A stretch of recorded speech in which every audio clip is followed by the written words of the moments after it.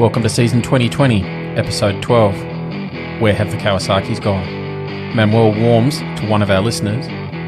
Where have the green machines gone? And Manuel introduces us to Luca Cadalora, Marco Melandri, and Kenny Roberts Jr. This is the Pecino Report.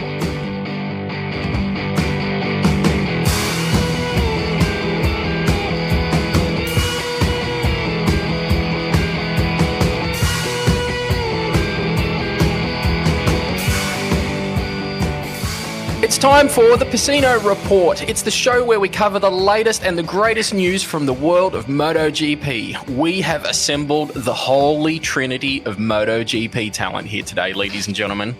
Let me tell you, it took some work to get them here today, but they are Stu McGraw calling in from Brisbane in Australia. How are you, Stu? Yeah, very good, Dave. Hello to everybody out there in podcast land once again. It's been another wonderful week here in Bris Vegas. Getting closer and closer to racing. I'm getting very, very excited. There's been even more news than normal this week. We've had racetrack announcements and all sorts of other stuff going on in the background. But the one thing that caught my eye this week, I normally come in and I'll give people an amusing face palm of the week. This week I thought, you know what, there's something here that deserves something a bit better than a face palm of the week. And that is as simple as Bradley Smith getting 72 laps of Mazzano in on the Aprilia. He's getting a high five of the week. They're on the track. They're racing. They're actually doing so something. Happy. I'm just disappointed. I thought it was going to be a high five in the face, but obviously not. This is about as positive as it can get. That voice you can hear in the top right on my screen is Miss Andrea Easton. How are you, my lovely? Oh, wonderful. I've come back from, I think, a near-death experience. It wasn't the coronavirus. But I think it would be easier if you actually had it. I think so, because I haven't been able to drink and at least I can speak clearly now. So, no, I'm good. The sun's out. Sport's starting to come back. Aussie rules football's on TV tonight. And, yeah, it's all about to kick off, isn't it? We're all coming out and into the light. This is the first time I've had the beanie off the top of my head today. So. Bits of me are absolutely frozen. That laughter you can hear in the background is the man himself, the man who pays the bills, the man who's currently at 65,000 feet calling from his personal jet somewhere over the Indian Ocean. Trying to get closer to the sun. He'll be landing very soon because he's about to start digging himself into the Jerez circuit for the upcoming test. It's the one, the only, the Manuel Pecino. How are you, boss? Hi guys, I am not calling from my private jet, but from the space station. I am just having a dinner here in the space. Looking forward to see everything start. The calendar came out just a few minutes ago. There isn't nothing that we haven't spoken about, nothing really new. Just confirming that the championship will restart July 19th, right? And it will go down to, so far, November 15th. These races will all be held in Europe so far, and the extra European races, they have to be confirmed yet. But so far we have 1, 2, 3, 4, 5, 6, 7, 8, 9, 10, 11, 13 or 14 races. That's not bad for a championship that's going to start 4 or 5 months later than it should, right? Right at this point, indeed. I'm not going to argue with anything. It's better than probably what we anticipated, isn't it, really? I remember when we first started talking about it all. It's good. Yeah. The good thing, the surprising or the confirmation is that there will be a race in France, October 11th in Le Mans. This means that there will be spectators. Yes. Sorry, I got it. Andrea, sorry, where is the race in France? I was going to say oui. We don't need to know about your toilet habits on this show. Yeah, the only thing I don't see clear is, that Le Mans, Lemon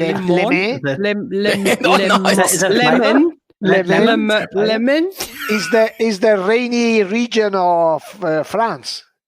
And it rains in summer, so I can't imagine in October that is our autumn. But we have to go there, and we will go there with a lot of pleasure. Indeed we will. Lovely. Can you say that in French? Yes. Can you say pleasure in French? No, I only can say madame. That's all what I than my wee. Oh, that's fantastic. Stu, just before we kick off, because we've got 3 leader items that are pretty big after this. I want to introduce you to a concept of.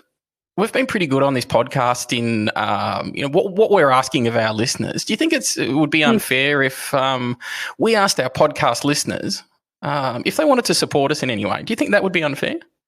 I don't think that would be too unfair. And speaking as a podcast listener, I'd be quite open doing that with all the people I listen to as well. Are we talking stomach photos? Sorry. This will actually save us putting photos on the internet and having to pay our way through. It will, hopefully. There is a very easy way to support your favourite podcast. Hopefully this is one of them. With a company that we've teamed with called Pod Hero, you can support all of your favourite podcasts with only one $4.99. That's less than a cup of coffee a month membership. That is these days, that's right. That is. And think of how many podcasts you're getting off us realistically for your 1 cup of coffee. So you're getting 4 podcasts for a cup of coffee. Who wouldn't want to buy Manuel a cup of coffee? I think there might be a few people, actually. We'll wait until the first. Some of the Manuel incidents we've done. For a beer, beer coffee. I'm willing to put this up to $8 for a beer. We'll put the link in the show notes. But if you tell Pod Hero your favourite podcasts, don't forget this one, and your contribution gets shared between the shows that you like at the end of the month. That's awesome. What do you think, Stu? Does it work for you? That works. Like I say, I listen to tens of podcasts every week. So many of them. Tens of them. I'm probably nice to be able to reward them. Exactly. Yeah. I mean, I'm going to check it out myself. Yeah, do it. If I could have a look at what's been a good episode of a podcast or a podcast that I want to support, if I can choose week by week, I can go, oh yeah, look, Pecino Report's all right. They can have $1. I'll give $1 to Science Center or MotoGP podcast or something. That'd be great, especially since that's my control. Then I'm not just subscribing and the money's disappearing. Absolutely. I know where it's going. Somebody's got to pay for the jet fuel for Manuel's jet. So feel free. We'll put the Pod Hero partner links in the show notes. So go and have a look. Try it out. If it feels good for you, dive right in. I said it's only 1 cup of coffee a month. Pod Hero works with almost all podcasts. There's a 0% platform fee. They don't take a cut. There's no contracts, and you can try it free for 30 days. Most importantly, you'll be supporting the Pecino Report. We'll end it there, ladies and gentlemen. We'll move on to the stuff you love. Topic number 1, listener feedback. First piece of listener feedback. Can you stop doing infomercials? That's it. We had an amazing email. We actually had some other stuff planned, but a couple of days ago, this email rolled in, and it's got a bit of everything. And I put this to Manuel with like, boss, what do you want to do with this? Because at first it's like, yes, he's really, really happy with the podcast, and then you get through, and it's just there's a bit of everything in there. You come out the other side, and it ends anyways. Great listening. Thanks very much. So it's the best listener email I've ever had on any show or anything I've ever done ever. It's brilliant. So I put this to the big man himself, and he was just like, yes, we have to speak about this, and we have to go through point by point. So here we're going to go. So I won't use his name because he hasn't said that we can. So we'll just refer to him as listener. So he'll know who he is. Hi, I've been listening to your podcast and it's great, especially since now the news has been negative and surreal one thing after the next. Racing has been refreshing again. Indeed. I had a couple of questions and points of discussion, or maybe I'd say I beg to differ on some of Manuel's points. And I can see Manuel leaning back, cracking his knuckles. In the podcast, Season 20, Episode 1, Leaders and Biters, Manuel states many points about Jorge Lorenzo, 2 of them being the following. Lorenzo is a true champion. Lorenzo's character is confidence. Now, I might come across as a bit of a critic, but aren't we all? Please keep in mind I particularly like Lorenzo in his first 2 years of MotoGP. Amazing talent and big challenge. Valentino, Rossi, current champions, teammate, blah, blah, blah. So my question to point 1 is, And this is valid, it really is. If Lorenzo is a true champion, let's review his MotoGP titles. First title, he won due to Valentino Rossi breaking his leg. Second title, he won due to Stoner breaking his ankle, missing out on a few races. Although that's Manuel's playing the violin. Third title, we all know what happened, worth a complete podcast. So out of all those titles and scenarios, would you still say he is a true champion? Valid question. Over to you, Mr. Manuel Pecino. I'll be back in 10 minutes. Walk away from the microphone. No. First of all, I want to say that I love these debates. That's it's what it is all about. Debate is fantastic. It's fun. But in this case, let me start with the first question about Lorenzo is a real champion, or to question the 3 championship, right? Okay. Yeah, the first thing I have to say is, number one, nobody gets 5 world titles because of a coincidence. 5. Mm-hmm. Yep. 5. Okay. You can win a championship with some moments in your favor, like Kenny Roberts did with his, because it rains a lot in the 2000 season, because of Alex Cribillet, because Duhan breaking his leg. Okay, but they are still champions, and they demand a lot of respect. Okay, 5 world titles. I put you an example. The best thing is to put an example. Wayne Rainey. I don't know if our listener thinks that Wayne is a real champion or not. Okay, Wayne, let me remember that he won his title in 1992 because Mick Duhan broke his leg. Okay, I don't know if our champion thinks that Kevin Schwantz is not a proper champion. Kevin won his championship because Rainey got seriously injured in 1993. Yeah. Mm-hmm. I don't know if our listener thinks that Casey Stoner did deserve the championship he won in Ducati, which everybody agrees he won due to the Bridgestones he had. Absolutely, and to the failure of first Honda 800cc engine. I don't know if our listener thinks that Agostini's 15 world titles are deserved.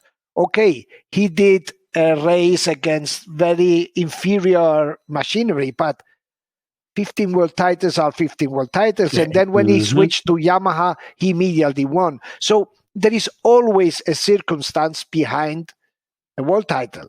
Exactly, yeah. Always. If we go down to the list, we can see Freddie Spencer. Freddie Spencer may have won his first title because he was using for the first time the radial Michelin tires. Yes. Yep. Okay. There is something always behind. But again, 5 world titles, nobody gives anybody 5 world titles. Okay. So Lorenzo is without a doubt a true world champion. Okay, and he deserves being a champion, and he deserves his 5 titles, okay? Yep. So agree to disagree, and your mitigating factor is the pure fact that every world champion is a champion because something has happened somewhere. There's always been a circumstance that they've taken advantage of it, yeah. Because exactly, I'm not saying he is not right. I am just pointing him to compare and himself to take a conclusion, right? Mm-hmm. And then the second point was regarding the... Oh, we haven't got to that yet. I was building the suspense. Still got to read through. About Lorenzo's character, right? Oh, yeah. His main weapon is his confident character, yeah. Okay. Oh, I haven't read that out, though. Yeah, go for it, Dave. All right, so this is the second point he mentioned about Lorenzo was that he is a confident character. Now, maybe it's lost in translation to English, but in my opinion, Lorenzo doesn't even know confidence. He goes from arrogant to insecure. Many examples. Okay, so that was point number 2. Yeah, so it was... He believes that, Lorenzo doesn't exhibit confidence. However, his defining traits are arrogance and insecurity. Okay, so that was point 2, and we've got another one after this. So go for it, boss. Yes. It's a shame that he doesn't mention his points, right? Because I will mention my points regarding his confidence.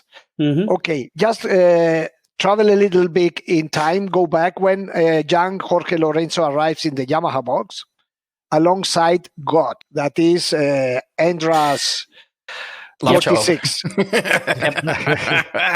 The man in yellow himself. Mr. Mashed Potato himself. So there arrives a young rider with no experience, and he faces Valentino immediately. I don't remember because I have a fish memory, but I think he won the third race, or he did pole position immediately, or something like this, okay? After facing, look, Valentino did everything he had in his mind to push the youngster down. Remember the wall, remember all this psychological war Valentino was super good at. And at the end, how did the story finish? Mr. Valentino was pushed out. He left, didn't he? Yeah. Pushed out of the garage by Mr. Lorenzo. And this only a super strong rock mentality can do, to resist the psychological war and to face God, who was for that time the God of MotoGP. Okay, this shows how strong he is mentally. And he showed it again in Ducati. In Ducati, he went there and he had problems. And he was telling us, journalists, and probably you heard this, that he was on the way, that he was sure that he was making the way to get to the victory. He knew what was going on. At the end, he reached there. He got there because he knew what he was doing. So, look, the thing is that Jorge, he has a character that from outside, he make look arrogant, but Jorge believes absolutely in himself. Which it comes across as arrogance sometimes. It does. There's a fine line between I've met similar people who you label as arrogant. It's because they're not programmed with self-doubt. Exactly. They just don't have it. And that's very confronting to people who are like the rest of us, who get up in the morning and have to battle with self-doubt. Those people who don't have that weight upon them are very confronting. So it can come across as arrogant and self-fulfilled. And he leans on what he did during his career, somebody who arrives in the box of Valentino Rossi, who really was the emperor of Yamaha, being Mr. Nobody, and pushes him out. Then he says, I can face everything. Then he goes to Ducati. Everybody was... Now he will never get used to that bike, and suddenly he starts bang, bang, bang. So every time his results do confirm what he thinks about himself. You understand? Absolutely, yeah. He's almost a self-fulfilling prophecy in that regard. Yep. Yeah. So I have a friend who says to me, look, he might look arrogant. Arrogant is just a characteristic of your character. But then if you are arrogant but well-educated is something. If you are arrogant, is stupid. Arrogant is just being. Somebody are shy, other are arrogant, but not being arrogant itself. It's not a sin. Yes. Yeah. Yeah. Especially if you're not programmed with that self-doubt, there's nothing to hold you back. But is that part of that killer thing as well? Like we've spoken about this with different personalities, and to be a champion, you have to have that arrogance. You have to have that mixed in. Yeah, but Jorge has not the killer instinct. He has the self-confidence instinct. That is different. You understand? Okay. You understand? So Mark is a killer. We heard Remy Gardner in your What the Andra. He's a killer. Jorge has never had a conflict with any rider. He just gets other riders to take him out for him. Is that what happens? Burn. Just makes friends with one. I did not see that one coming. You have learned very quickly, eh? Wow. Whoa. You're not getting a Christmas card from Jorge this year. No, you're not, are you? Edra, I think you don't have to do the corona test. You are infected, absolutely. All the way to my brain. But it's not the corona, it's another infection you got. Infection 46. Infection 46. It's a bit itchy. Yeah. No, but just a quick parenthesis. Look, there are two riders. If you look, they have never have any conflict on the track because they They were and are so clean. One was Jorge Lorenzo. He had never an argue with anybody regarding dirty riding. And the other one is Maverick Viñales. And Maverick Viñales, probably he needs to be a little bit more aggressive, let's say. He's too clean. He's too clean. Just on that, do you think Fabio will be the next one? I'm yet to see someone turn... No. Fabio is hard, eh? You think he'll put a few noses out of joint? You think that there will be, handbags at 100 yards? You're going to drop an elbow on Marc Marquez? Yes. Okay. Look forward to it. Look forward to seeing that in 2020. Fantastic. All right, let's get to the final part of the... So anonymous email said that was your second one. As I said, it was a fantastic email. This bounced back and forward for a couple of days in the TPR team. We just loved this sort of feedback. And I said, you should have seen Manuel's eyes light up. I said, these are the listeners that he's hoping to attract with this product. So. Yes, but I don't want to make, I don't want to make our listeners bad or small. No. That wasn't what I was trying to say. I was saying that, this is... And the thing is, he put his ideas on the table, I put mine, and then anyone decides what he thinks. Absolutely. Exactly. It was about promoting conversation, not trying to stop it. So, as I said, it was a huge thank you for starting the conversation at our end as well. It was the final comment. I do have another question, though. When talking about Yamaha, again, this might be lost in translation, but he mentions that Honda being an engineering company and Yamaha being a racing company. If this is the case, wouldn't Honda be the innovators? Where is the innovation? I understand they changed their bike, as he mentioned, but innovate? Iwata Yamaha is an innovator by racing a cross-plane crank, something not seen in racing before. Just take a look at their production lineup. All innovation where Honda sticks to convention. I understand. I think I understand what he means by engineering, but I would disagree by the way he put it. Anyway, great listening, and thank you very much. Beautiful way to end an email. But this guy has a big brain. He does. Thank you for it. I can't wait for the next email. Absolutely brilliant. So, Manuel, what would you say about that? Yeah, what would you say Honda, about that? Not innovators? This is like stealing a candy from a child. This is so easy. I feel embarrassed about the answer, And listeners, at this point, I'll let everyone know that as Manuel looks down to his table, he's actually got a bullet point list of notes that he's written out just for this one. So he's got that childlike grin on his face too. He does. Yeah. I love it when that happens. Start from the top of Honda Innovations off the top of your head. I was just adding another one I had forgotten. Okay? Another point or another page? 723. Just another one. Hang on. 23,000. Okay. Did you run out of ink? Look, the best way, I would love, really, to invite our listener to come with me to the Honda Museum at Motegi. Mm-hmm.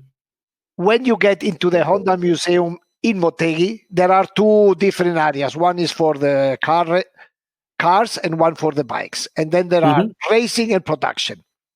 When you get out of that museum, you will respect Honda for the rest of your life. Honda you see what Honda means when you see that museum. Okay? So just to give some, let's go down to racing, okay? Because he mentions cross-plane and this stuff, and let's go to racing. Honda has only done things like in racing since they are here. Okay. They built a 125 four-stroke engine that revs in 1963 with the materials they had at that time. That engine revved to 23,000 RPM. Oh my God. That is, look at this. Swarm of bees. Until today. Angry bees. Until today is the most high revving engine, four-stroke engine built. You've never driven in a car with Andrew, have you? Challenge accepted. Okay, let's go because the list is long. This 125, 23,000 RPMs. Then remember they built a jewel called 250 6-cylinder bike. Remember, 4-stroke. Yep. That is an absolutely jewel. Okay, this maybe has happened in ages. We are talking in the 60s. Okay, but then we come to the absolute pinnacle of technology. That was the Honda NR 500. A bike that I tell you that until today, the 21st century, they are using things that they started to test with this bike. NR 500. Okay, that bike was too early to be built, so Honda had to change the pace and switch to the 2-strokes. With absolutely no experience of 2-stroke, they had to fight the Suzuki's, the Yamaha, okay, because the 4-stroke era did not work. So they started to build something like a 500 bike with 3 cylinders. Okay, after using that 500 3-cylinder, they decided to build a 500 V4 with the engine upside down. Remember, the fuel tank was underneath. Yes. So I can see Andrew's face screwing up. Yes, you heard it correctly. The fuel tank was underneath. Why? I imagine because weight distribution. Exactly. Yeah, center of gravity. Very good. Okay, so it was it's Honda. They could. Please continue. So it was impossible to work on this bike because the exhausts were on the top. You know, what very difficult to ride, the heat, the top. They decided to do a normal one. Then they switched to the 500 before. Then at a certain point, they decided to change the firing order and switch to the big bang engine. Okay, that is something quite similar to the cross plane. It's just another way to put the 180-degree firing order, yeah. Then suddenly Aprilia decided to face the 500 category with a V2. That was a big 250 with a V2 that first was 410cc, then it went to 450 and ended being a 480cc. So what Honda did? They built also a 500 V2. Just to face Aprilia. Just because, yes. And to show Aprilia that they could do it as well. Okay. Then continuing MotoGP, when MotoGP arrives, remember the exhibition, the technical exhibition that HRC did with his V5 engine. That was basically kind of a Golf engine or Volkswagen Golf, a V5. Fantastic. This was something, an engineering pinnacle, okay? Then, remember, suddenly, somebody in Honda decided to use the seamless gearbox. That was an absolutely revolution because the riders started to forget to use the clutch. The clutch, they use it only in the starting. And when they return in the box after the race, no clutch anymore. This are innovation done by a company which doesn't do innovations, right? That is Honda. And just to put other example, look, remember in World Superbike, Ducati was winning with a V2 Ducati. So Honda decided we are going to face these Italians, and they built their own V2. And Colin Edwards won with that bike, didn't he? Yeah, you're treading on some pretty fragile ground there with Stu, though, Manuel. being a big Carl Fogarty supporter, you're starting to wade into some very dangerous territory. I'm maybe looking up on my back wall at a painting done by Golden Goose of Carl Fogarty. Well, but we are talking about Honda. Look, and again, they won with the V2, and then after winning with the 2, they decided to do what? A V4. There you go, V4, just because. And they won the World Superbike with John Kosinski. And after doing that, they switched to the 4-in-line. So it's not bad for a company who is not engineering. And just to finish, to put other 2 examples, we remember the famous Paris-Dakar race, the hardest race in the world. Honda had the balls to face that race with a 2-stroke engine. They did for 2 years just to experimenting in the hardest conditions, a 2-stroke engine. And then just to finish, Honda, if you go to the Honda Museum, you will see 2 very strange motocross bikes that raced only Japan, just for testing. One was a 125cc two-cylinder motocross bike, and the other was a full automatic 125 motocross bike. So my friend, whose name we cannot say, I think that you should come with me to the Honda Museum. He'll be the man standing there with a single red rose. Is that how that works? How will I know who you are? And just very quickly, if we go to production technology, remember, for example, that Honda built a 6-cylinder inline engine, right? They were the only company that at the same time in their production, they had big bikes with V4 engines and bikes with 4 inline engines. So look, if you want to accuse Honda of something, everything but that they are not engineering company. And now to end, because we are going late. The script has been torn up already. Are you halfway through your points? Something very quickly. It's true, and this I have to give the how do you say, the point to our listeners. It's true that in the last year, Honda has been very disappointing in production-wise. And I tell you why. There was a big discussion, I would call it even a war, inside Honda between the old-style engineers, the one who got the spirit for Mr. Honda, the guys that this spirit of Mr. Honda was always to show technology. Honda has to be a technology company. The other part of this war were the marketing guys, the guys who looked at Honda as a company to make business, and it was a fierce combat. The marketing guys won, and all the top engineers, the good ones, they had to leave the company. Oh, really? Yeah. After that, we have seen bikes like that NC700, the one you put the helmet inside the Yes. You know, the quality of the suspension are awful. Yes. We have seen the CBR in the last good CBR is from 2008, because the company was focused in mass production, losing the spirit. So in this point, to our listener, you are right, absolutely. And this situation, apart from all those other points. No, this is in the spirit of the email, and returning back to the original point. This is the level of conversation that we wanted to elicit from our listeners. So I can hear the clacking of keyboards from where I'm standing already. Beers being put down, coffee's being put down, knuckles being cracked, keyboards being tapped away. Indeed, I'm sure everyone's figured out by now exactly why Dave and I got Manuel on board to do this, because you just wind him up and you get pure gold, like insider gold out of his mouth. So thank you, Manuel. Anyone who'd like to come to the mantle on this one, it's the Pecino report at pecinogp.com. Manuel's more than happy to respond to any talking point that you'll put in front of him. So bring on the conversation. Bring it. And if I do know anything about Manuel, that invitation for the Honda Museum in Motegi is genuine. So if you want a guided tour of the Motegi Museum, reach out.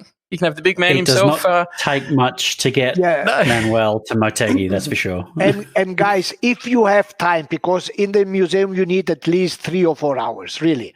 But if you have time and you go into the Formula 1 area, then you just throw yourself on the floor, you know? It's like jumping into a swimming pool. It's incredible.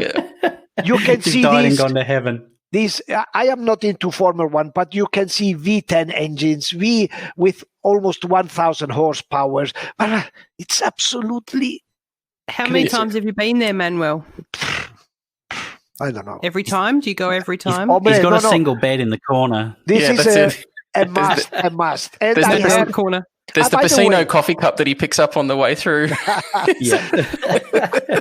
I think there is an option to do a virtual visit at the museum. So I really, how do you say, recommend it, because it's incredible. I'm going to go and do that tomorrow. Yeah, ditto. I'm totally going to do that tomorrow. reach out. We'll coordinate the tour through here. We'll do the Pecino Report Honda Museum Motegi experience hosted by the big man Pecino himself. GP holidays. That's it. Manuel, there's one name that is missing from the conversation from, the last 30-odd minutes, and it's one that brings an immense smile to Stu's face, and it's probably a good education from Andrew's perspective of... Is this Taka's sister again? Oh, the saddest news was... Actually, before we do go on, we kind of brushed over it during the last episode. Manuel mentioned it, and then we moved on to a different subject about the LCR team, about who will and won't be there next year. And I had a question. I don't know if I'm allowed to ask it now. Go for it. Well, I know there was something mentioned about the type of bike that Taka rides being Japanese. It's a bit different. Is that correct? It was from the team perspective. From a team perspective. I had a question about there was something mentioned and relevant or not, it's been in my head for the last week. What's different about the way his bike is being Japanese compared to everyone else? Well, basically, look, there are 4 Hondas at the grid, right? Two in the factory team and basically what is different with Taka is that he gets a bike at the beginning of the season, and that bike does not change, right? Yep. You've mentioned that before. Yep. While the others get parts and get the bike improves a lot, Taka's bike is that one. Oh, okay, so it's nothing to do with being Japanese or some special different thing like how we drive on different sides of the road or an upside down. He's only allowed to qualify on the left-hand side of the grid. On the right. Yeah, an upside down Wattsima thingy or something like that. Look, but the important thing is, as long as it is on different side and not different direction, it's okay. Yeah, as long as they go in the same way. That's fair. Let's get this podcast back on track. The big question, Manuel, out of the manufacturers we were talking about, as I said, get ready, Stu, because you're about to light up here. How come we saw Kawasaki on the grid, early 2000s, I think? The last body that I saw on that was Australia's Gary McCoy, and then we put Hopper on there. Then we had a raft of Dutch over it. Manuel, just briefly, can you throw any light out of we're used to talking about the big 4 manufacturers, the Honda, Suzuki, the Yamaha. We're used to seeing Kawasaki in that big 4 conversation. Where are they on the grid? Well, I have prepared here something, but we have already how much? Almost 50 minutes. If I start, we are going down to 2 hours. But look, to make it's impossible to make it brief. But let's say, for example, look, Kawasaki is the smallest motorcycle producer in Japan among the 4 bigs, okay? And Kawasaki motorcycle is part of probably the biggest engineering company that exists in Japan.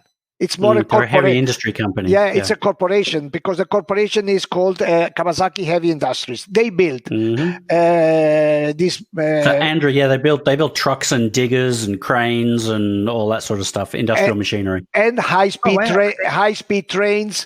This how do you say petrol ships that So tankers. The tankers. Kawasaki Heavy Industries is a world. It's a world. Oh, yeah. And Kawasaki motorcycle is kind of a small department they have to promote their brand, to make their brand go around the world, but just, I think, maybe almost for fun or for company marketing stuff, okay? So the company is very small. This is important. But technically, they could run over Honda and everyone if they really wanted. Okay, so they are comfortable with what they do. Kawasaki has been in the first world title. If we start this, it's going to be long, guys. What shall I do? What shall I do? Let's make it very brief. Okay. Let's fast forward to the MotoGP era. We'll put some show notes to. I believe they left the competition in 2009. Is that correct? Correct. Look at you reading up on your stuff and everything. That's true. Hey, that was out of my head. Yeah, but the first world title of Kawasaki was in 1969 in 125. They won the first world title, being very small. They've been there from very, very early age.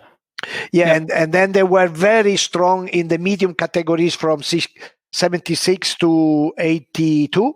Very strong, dominating 250 and 350. Remember, with some good Aussie riders like Greg Hansford. Remember him? Yeah, of course. Forgotten about him. Yeah, and they were also at that time 250, 350. They were at the end also in 500, but never did very well. Okay, so let's switch in MotoGP, right? Kawasaki appears in MotoGP in 2002 with, I think he was also Australian, Andrew Pitt. Yes. Pitt is.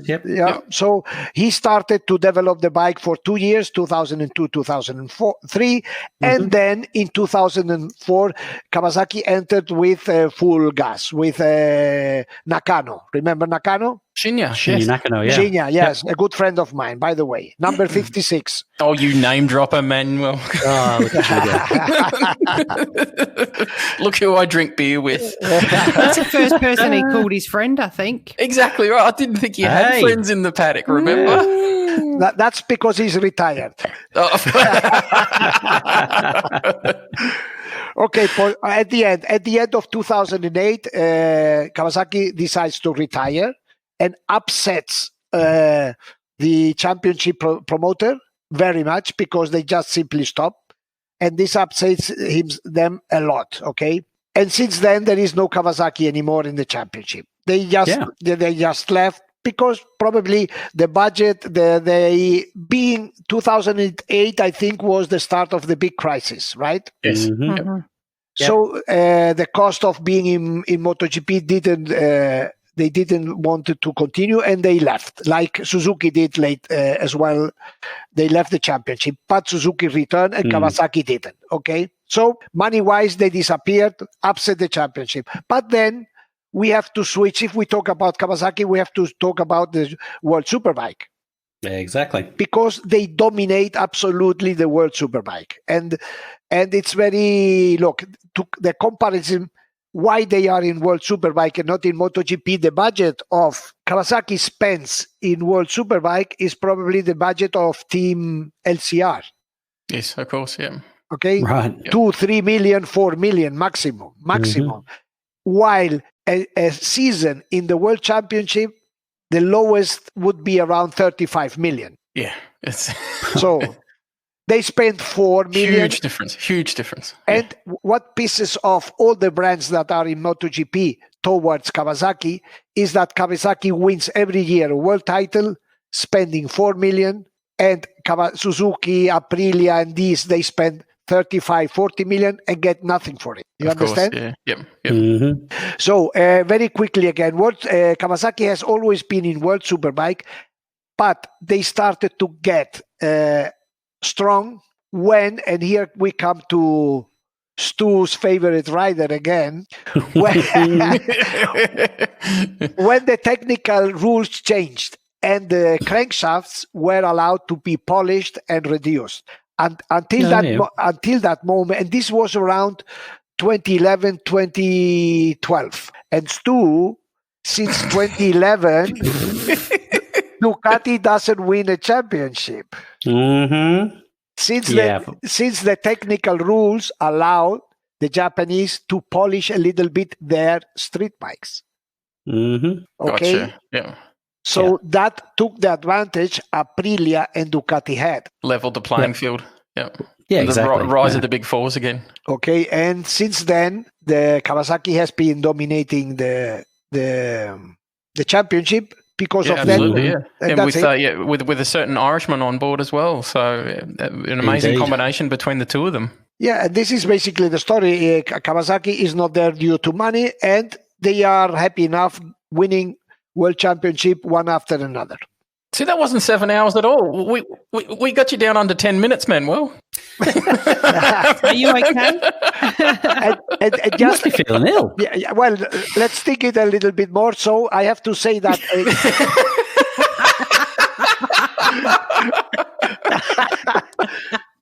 He was just stopping for a breath. That was a dare.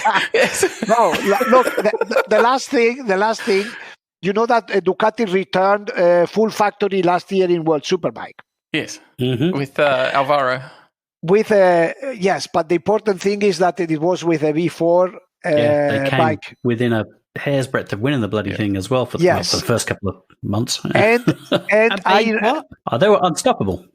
Dorna pushed Ducati to get in, and somehow I imagine financially they helped them because Dorna wants to neutralize Kawasaki. So that river still runs deep from 2008, do you feel? Oh, yeah. No. And basically because the other brands, they are complaining about what I told you. Look, Kawasaki can put on their shops every year, we have won the street bikes championship. While the others spend and cannot put anything on their shops, on their windows of their shops. So this is the same situation that we found ourselves in the late 90s with Ducati? Is that we saw the V-twin dominance where it was essentially an Italian lockout. I mean, even seeing the likes of Keeley in the top 5, it said it was a rare day seeing a Honda or even a Suzuki. Yeah, completely. Exactly. And what I told you in 2011, they changed the rules, and the advantage the Italians had disappears. Gotcha. Yeah, and it swung back again the other way now. And in fact, remember, Stu, the Panigale, that was the bike that came the last era. The Panigale is the only Ducati that hasn't won Superbike World Championship. Championship, that's right, yeah. But most importantly, it looks like it has, though. Oh, wow. It's the most beautiful bike in the market, by far. Easily. Yeah. By far. It looks like it's won a decade's worth of championships. It's just that it hasn't. So, yeah. And to be honest, the one that comes close to me is the MV Augusta. That's the next most beautiful. Yeah. Yeah. All emails to the Pecino report at pecinogp.com on that one. Yeah. What's the most beautiful sports bike out there? Great lead in to our favourite section. Stu and I were talking earlier today and said might have to put the Manuel incident on a bit of a pause after this. So, ladies and gentlemen, this could be a little pause in history after this one. So, soak this one up. So, ladies and gentlemen, the Manuel incident. Andra, would you like to lead us into this one, please? I would. So, considering this may be the last one, lucky I've got a really, really long one. So Name of your sex tape. Hang on. Yeah. I'm just thank you. You beat me to it. Oh, there's another one. All right. This guy actually fascinated me a bit, so I tried my best to get less stop points than what Manuel had just before. So it's a guy then? Yes, that's a guy. It's a guy. Yeah. It's a guy, and he rides motorbikes. Woo! Do you know who it is? All right, so, all right. He was introduced to racing at the age of 6 by Loris now I'm going to pronounce stuff again. Regia? Who? Regia? Reggiani. I can't read my writing. Reggiani. Yes, thank you. I can't read my writing. I'm left-handed. In 1997, he won the Italian 125cc championship. Now, a lot of my information here is about before MotoGP because I'm hoping that Manuel can fill in the gaps there because that's what I'm sort of curious. This is why I picked this guy. He won his first 125cc Grand Prix when he was just 15 years old, making him the youngest Grand Prix winner at the time. Marco Melandri, stop. Marco Melandri. I want to read the rest of my 3 pages of information. He's got it. Just for the listeners, Manuel wasn't sitting there thinking, he was going through his address book. Oh,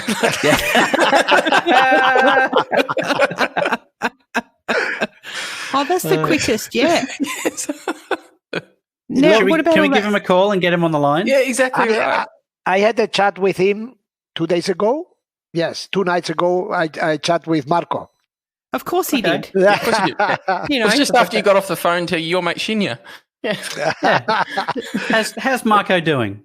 Very well, and his wife is super beautiful, Manuela. And super tall.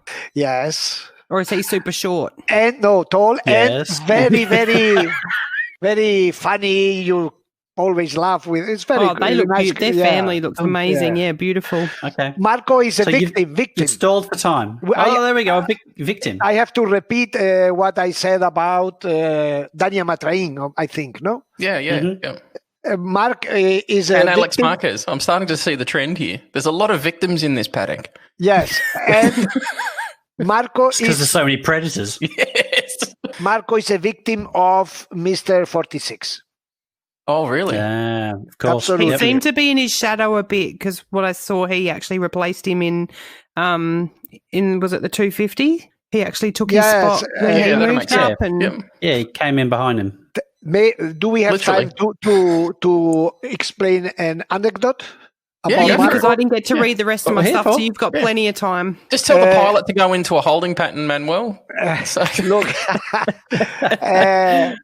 Motegi, I don't remember the race. Marco and Valentino were fighting for the victory. You know, turn 11 down the downhill. Yep. Yep. that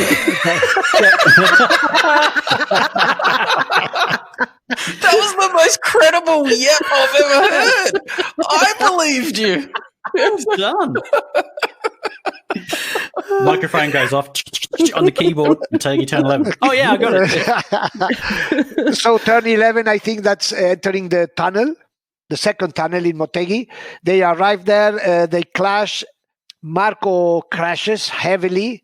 He got his foot peg inside the foot, destroys one of his foot, destroys it.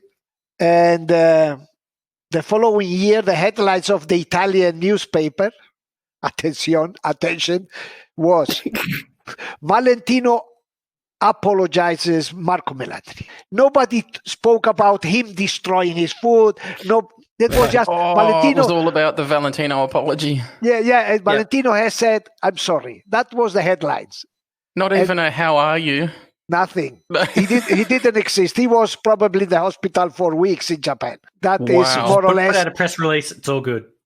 because he had the bad luck to be a contemporáneo of Valentino Rossi. What attracted you to his bio, Andrew? You said it was someone the more you read, the more you sort of felt engaged with. Oh, well, Adam and I, because my husband and I have these discussions each week because I go, oh, crap, it's recording night. I need a writer for the Manuel incident. And we message his I need to mate. know about turn 11 at Motegi. Exactly. And I think Adam threw his name out and I started looking and I was he just hit the ground like with so much potential, and then he just kind of died off. It was a bit sad actually as I was writing it out, because then, towards the end he wasn't doing great, but it's sad that shouldn't take away from what he did when he was younger. And the problem of Marco is that mentally he was very weak. Mm-hmm. And being alongside with Valentino, being mentally weak, you are done. Needed to be more arrogant. That's what he needed to be. Strong. He's shark bait. Yeah. By weak, do you mean a nice guy, or do you just mean, what do you mean by the weak? Just not able to sustain the pressure that Valentino was placing upon him? Yes, he didn't. So when things didn't go well, he was not like Mark, who pushes the team out of the problem. Yeah. He just flowed away with the problem. Okay, Right. nice pick, Andrew. Well done. Yeah, All very right. good. Yeah, interesting. Okay. All right, Who's Stu, next, Dave? over to you. Oh, you want me to go? All right, I'm happy to. Yeah. Okay, you go. This is an easy one. As I said, as I was researching this is another one that falls into a bit of the hero category for me. So I was interested to see how much I remembered of this individual's life. So this individual first started racing in the 250cc class in the US in 1990, winning 5 races in his debut season. 1993, So it's a guy. he made... What's that? I was just making the same joke that you did. I said, so it's a guy. Sorry. There's a couple of female riders that I'd love to put on this list, but good taste and graciousness is going to stop me. So. By 1993, he made his World 500cc debut at the Laguna Seca Raceway. And he was a full-time 250cc racer for 94 and 95 with Marlboro Yamaha. He moved up to the 500cc World Championship full-time, racing for Yamaha in 96. He finished his first season in the 500s in 13th position, and Yamaha decided not to renew his contract. This is the big one. He then joined his dad's team in 97. spending 2 years developing their two-stroke bike. In those 2 years, he struggled to get into top position, finishing 16th and 13th respectively. Want to have a crack at who it is, Manuel, before I go on to his next entry into the paddock? Kenny Jr.? Kenny Jr. Then we go into the Suzuki years. 99, debut race in Malaysia, resulted in a surprise win, defeating Australia's very own Mick Doohan. He went to win the second race in Japan. He again defeated Mick. We'll just delete that from history. That never happened. This winning streak put him as a strong contender. Doohan retired due to illness. Main challenge for the championship that year came from Doohan's teammate Alex Creville. Rolled on from there. Well done, Kenny Roberts Jr. I've always looked up to him. I said I like his riding style. It's something that in those early years Kenny was one of the people who drew me to the sport. Stu, you're one.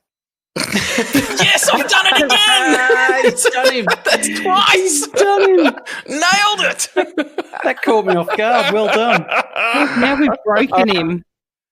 We've completely broken him. Wow. All right, we were doing so well. We got like 8 episodes through. We got the David Brivio, a little bit of friction going on there. We know that there's a bit of Alberto Puig tension going on, but we managed to fight through that one. We got him on Ruben's house last week. We've now got him on KRJR this week. I'm going to miss trying to pretend I can guess them because every time you talk, I sit there and go, okay, I might know who this is. Never. All right, you want me to do mine or are you ready? Yeah, no, do yours, please. You want me to do okay. All right, so this Italian former world champion started racing 125s in 1984.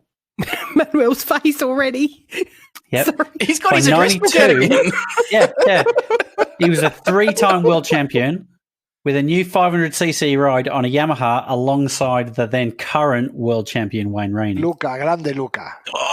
Hey, very, very good. Fire. Didn't even get to say that he won his first race at the British Motorcycle Grand Prix in 1993, beating Carl Fogarty in one of his few 500cc races. Yeah. Have you thought about a career in MotoGP journalism, Manuel? You're very good at this. Going on Jeopardy? Sort of thing. Can you imagine MotoGP Jeopardy? That's where we've got to take another this. idea. Yes. Luca. He one of the best. Really? One of the best. Nice. Okay, that's fantastic. Please expand. Yeah. Yes, one of the best. Talent-wise or attitude-wise? He how do you say, his sport curriculum, CV probably doesn't show how good he was, but he was technically, he, alongside Eddie Lawson, he was the best one in the two-stroke area, technical wise. He had the bad luck. Well, no, that's it. In fact, remember that Valentino called him to be a coach. That's right. Between 2016 and 2018, he was Vale's coach as well. That's right. Because Vale and everyone knows that technically he was extremely brilliant. And he left because he considered that the job he was doing was not taken in the consideration in the way he thought it should be. And Luca has a very funny characteristic that you can date him, or you can say, okay, let's go for dinner, and he will say yes, and you will sit in the restaurant waiting for him for days. So he's an asshole. He does this, but even in a TV show, you know, he's invited in a TV show, he says, yeah, I'll go there. So was he forgetful or just an ass? So he invented ghosting. He just doesn't care. He lives his life, you know. He just doesn't care. At all. That's Luca. Yeah. That's Luca. Wow. Okay. Great And answer. regarding Kenny Jr., look, there are two things. One, as a personality, he was the true son of a Martian. Okay. Right. You know? Yep. I was wondering what you were going to take that sentence. You landed the Son of a Martian. Because his father was called the Martian, right? Yes. Yeah. He was the original Martian. Yeah. Can you please explain? Because I'm really confused. Yes, because Kenny, when he arrived at the championship, he was so fast and he was so good that unhuman. Yeah. No, so really surprising that they said that he came from Mars.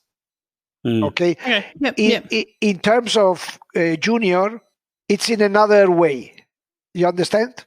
Yeah. Martians may be strange people. Out of this world. Not strange. Let's a bit call like it strange. David. Yeah. Exactly. What And example? is that because of the upbringing that he had? He was, he in was that bubble, No. right from Look, for example, he won the championship 2000 in Brazil. Okay, Yes, it was Rio. in Brazil. Yeah. Mhm. Yep.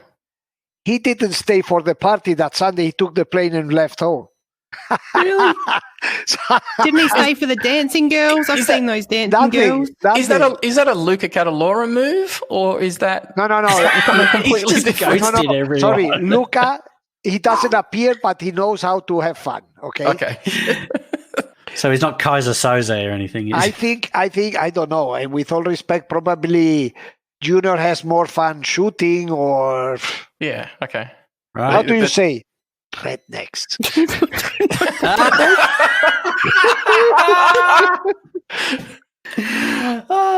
I think I recall a story that you were telling us on one of the previous episodes about riding mini bikes through the house at Kenny's Ranch, and riding the bikes into the house, parking them next to the TV, parking them up in the cupboard. Oh yeah, and I told you the house where the washing machine was in the bedroom. Washing machine in the cupboard. That's and right. you know whose bedroom that was? No, whose? Junior's. Not mine. Juniors, yeah. Oh, right, of course, yeah. And this is the personality, because as a rider, it was.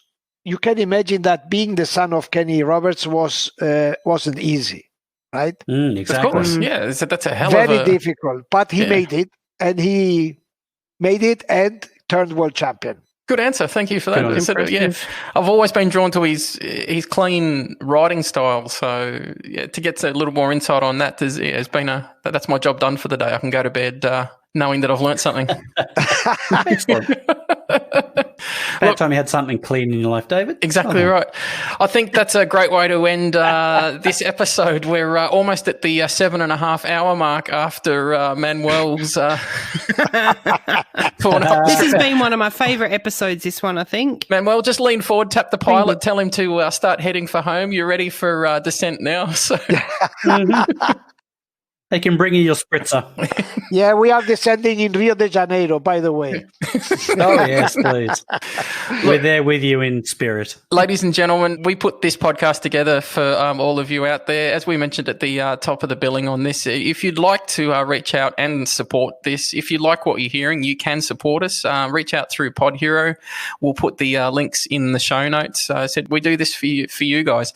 I'd like to thank Andra, Stu, and Manuel. Thank you for dialing in on this one again. It does take some organisation to pull 4 people from around the world into the same time zone and press record and then punch this out. So thank you for your time. We're on the socials. You know where we are. They'll be in the show notes as well. Mr. Pecino, what's going on with your website this week? Well, I am writing a story that is... we spoke about the situation in Honda, right, with Alex Marquez and all this stuff. So I'm writing a story about we all are Alex Marquez. Every single one of us.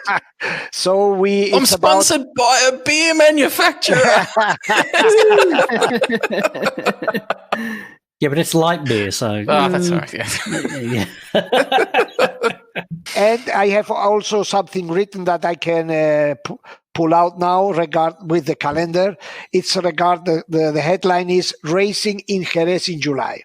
So awesome. It's explaining what it means, the temperature, and since the arrival of Michelin in 2016, Michelin has never faced a situation like they are going to face in Jerez heat-wise. Just with the heat, yeah. Mm-hmm. Wow, okay. That's it. Well, that's going to be good. Tune into that one, pecinogp.com. Exactly. Can't wait to read that one. Ladies and gentlemen, we're going to put that one in the can.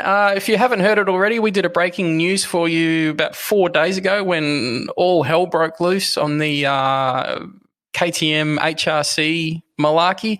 There's 25 minutes where we absolutely cram-packed what was actually happening in the situation. I'd recommend you to head over there if you haven't already heard it. If anything else bumps up, please rest assured that we've got your backs on this one. If anything does crop up, we'll be putting another breaking news out for you. So we'll end it on that note. Stay safe. Thanks very much, everyone. Adios, Bye. adios, bye.